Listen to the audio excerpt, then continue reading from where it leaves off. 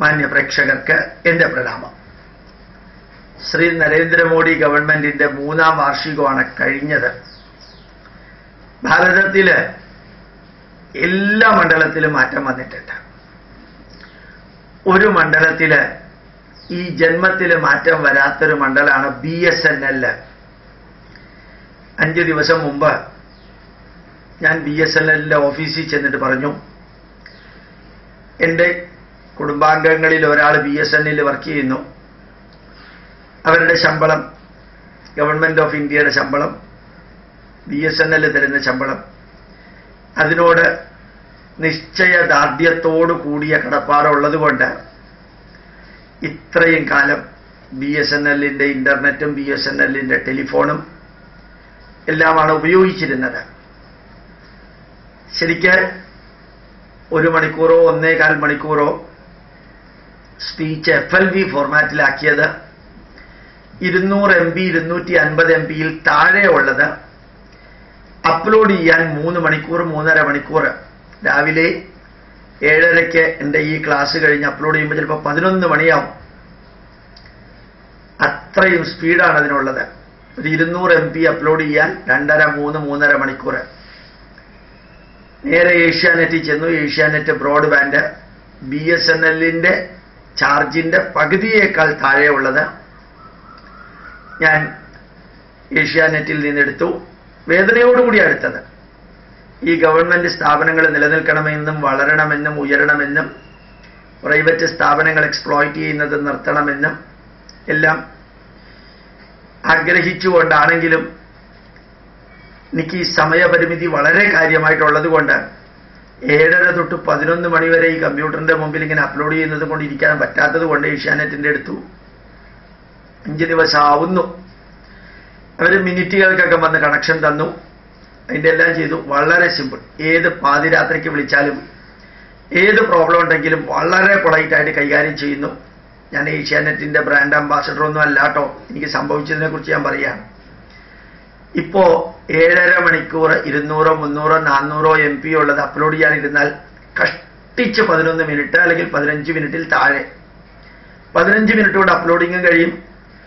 എല്ലാ ട്രാൻസാക്ഷനും internet banking വഴിക്കാണ്. Second കൊണ്ട് അത് കഴിയും. ഇത്രയും 25 GB ആണ് എനിക്ക് പ്ലാൻ എടുത്തിരിക്കുന്നത്. 5 ദിവസമായിട്ടും 1.5 GB ആയിട്ടുള്ളൂ. ഇത്രയധികം അപ്ലോഡിങ്ങും ഡൗൺലോഡിങ്ങും എല്ലാം നടത്തിയിട്ട് 2 GB പോലും ആയിട്ടില്ല. അത്ര ഫാസ്റ്റുമാണ്. ഈ എമൗണ്ട് ഫിക്സഡ് ആണ്. 3 മാസത്തെ എമൗണ്ട് കൊടുത്തിട്ടേ ഉള്ളൂ. വേറെ എമൗണ്ട് ഒന്നും മോഡത്തിനോ ബാക്കിയുള്ളതിനോ ഒന്നിനും കൊടുത്തിട്ടുമില്ല. എനിക്കൊരു വേദന. ഇതെല്ലാം കഴിഞ്ഞ് ഞാൻ BSNLിൽ പോയിട്ട് അവരുടെ മോഡൊക്കെ തിരിച്ചു കൊടുത്തപ്പോൾ അവിടുത്തെ സ്ത്രീകൾ പറയുന്നൊരു വരിയുണ്ടായിരുന്നു, മോഡൊക്കെ ശനിയാഴ്ച എടുക്കുള്ളൂ. ഞാൻ അവരോട് പറഞ്ഞു, ഈ വേണ്ടെന്ന് വെച്ച സാധനം നിങ്ങൾ എടുക്കണമെന്ന് എനിക്ക് നിർബന്ധമൊന്നുമില്ല, ഞാനിവിടെ ഇട്ടേച്ചു പോകും. അങ്ങനെ ഇട്ടേച്ചു പോകാൻ സാറിന് പറ്റില്ല. ഞാൻ പറഞ്ഞു, പ്രധാനമന്ത്രി നരേന്ദ്രമോദിയുടെ ഒരു ലെറ്ററും കൊണ്ടുവന്ന് ഞാൻ എടുക്കുമെന്ന് ചോദിച്ചു. ഷാർപ്പായിട്ട് റിയാക്ട് ചെയ്തു.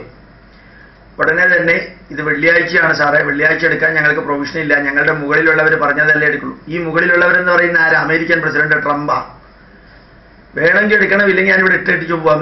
എനിക്കെങ്ങാനും ഇതിന്റെ ബില്ലിനി വന്നാൽ ഞാൻ കൺസ്യൂമർ കോർട്ടിലല്ല സുപ്രീം കോടതി വരെ പോകുമെന്ന് ഭീഷണിപ്പെടുത്തി.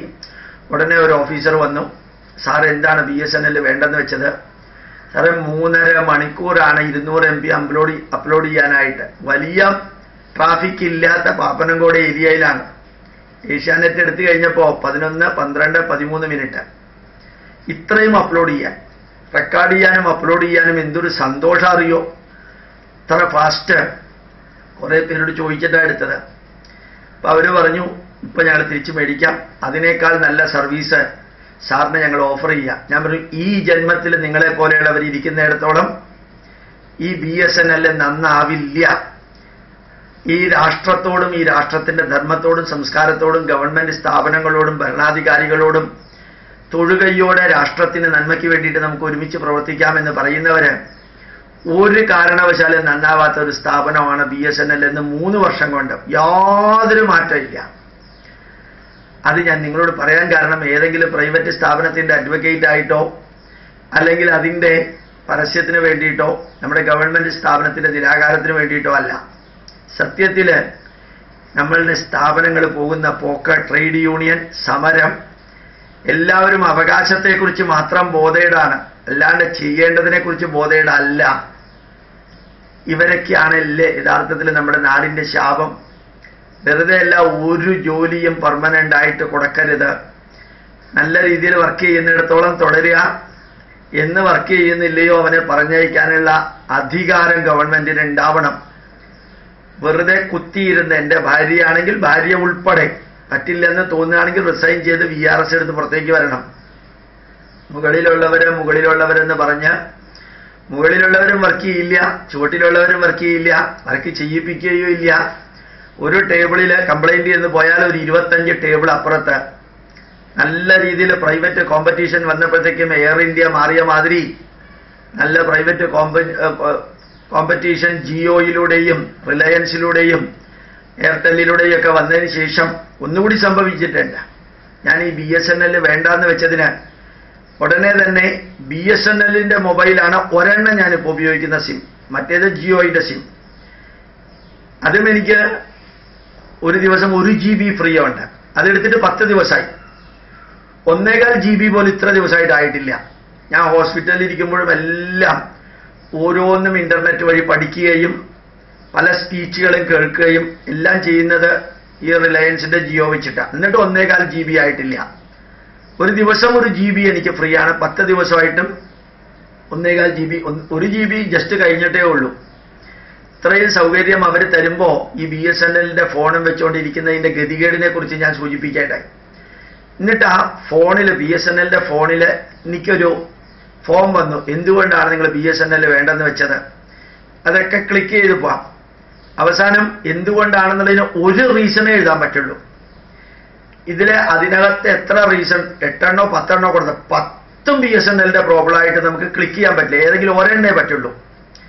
എന്ത് കുൽസിതമായിട്ടുള്ള നടപടിയാണെന്ന് നോക്കുക. ഒരു കംപ്ലൈന്റേ നിങ്ങൾക്ക് പറയാൻ പറ്റുള്ളൂ.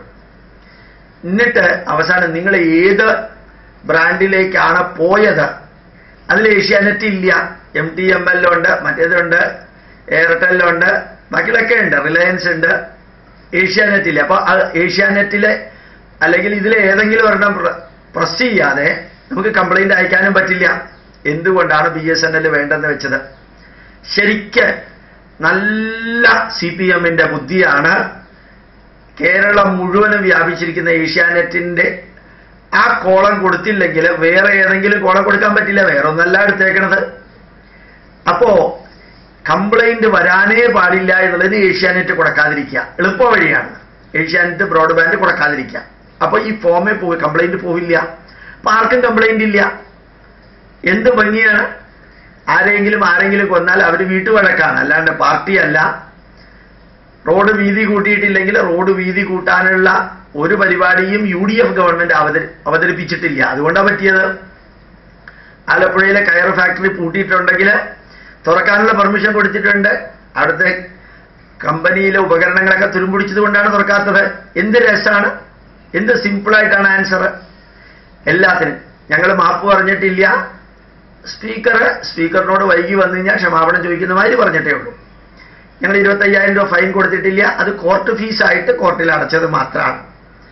എന്ത് രസകരമായിട്ടുള്ള എക്സ്പ്ലനേഷൻസ് ആണ്.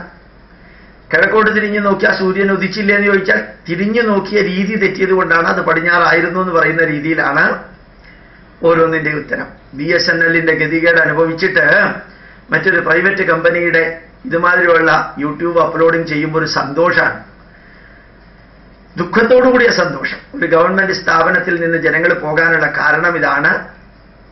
അതേസമയത്ത് ഹ്യൂജ് ചാർജ് 4 ഇരട്ടി, അതിനേക്കാൾ പകുതിയുടെ പകുതി കൊടുത്താൽ പോലും നമുക്ക് പ്രൈവറ്റിൽ നിന്ന് കുറച്ചു കാലത്തേക്ക് ആയിരിക്കാം അവർ എക്സ്പ്ലോയിറ്റ് ചെയ്യുമായിരിക്കും. എത്ര എക്സ്പ്ലോയിറ്റ് ചെയ്താലും 25 GB ഉള്ളതിൽ 1.25 GB ആയിട്ടുള്ളൂ. ആ കഴിഞ്ഞ വെള്ളിയാഴ്ച മുതൽക്ക് ഇതെടുക്കാൻ തുടങ്ങിയിട്ട് എനിക്ക് അത്ഭുതം തോന്നുന്നു. ഓർമ്മിക്കുക, നമ്മുടെ നാടിൻ്റെ വളർച്ചയ്ക്ക് കേന്ദ്ര സ്ഥാപനങ്ങൾ, സംസ്ഥാന സ്ഥാപനങ്ങൾക്ക് എത്ര വലിയ കോൺട്രിബ്യൂഷൻ കൊടുക്കേണ്ടതാണ്. കൊടുക്കാതിരിക്കാൻ കാരണം എല്ലാവരുടെയും ജോലി സ്ഥിരമാണ്. എന്നെ നിങ്ങൾ തൊടില്ല, യൂണിയൻ ഉണ്ട്, ഞങ്ങൾ പ്രൊട്ടക്റ്റഡ് ആണ്, എന്തെങ്കിലും ചെയ്താൽ ഞങ്ങൾ സമരം ചെയ്യും. ഞങ്ങളുടെ അവകാശത്തെക്കുറിച്ച് മാത്രം ബോധ്യമുള്ളവരാണ്. ഞങ്ങൾക്ക് ചെയ്യേണ്ട കർത്തവ്യത്തെക്കുറിച്ച് ഞങ്ങൾ ചിന്തിക്കാറില്ല. അതൊക്കെ ഗവൺമെന്റാ ചിന്തിക്കേണ്ടത്. ഇത്രയൊക്കെയല്ലേ പറയാൻ പറ്റുള്ളൂ. പ്രണാമം, നമസ്കാരം.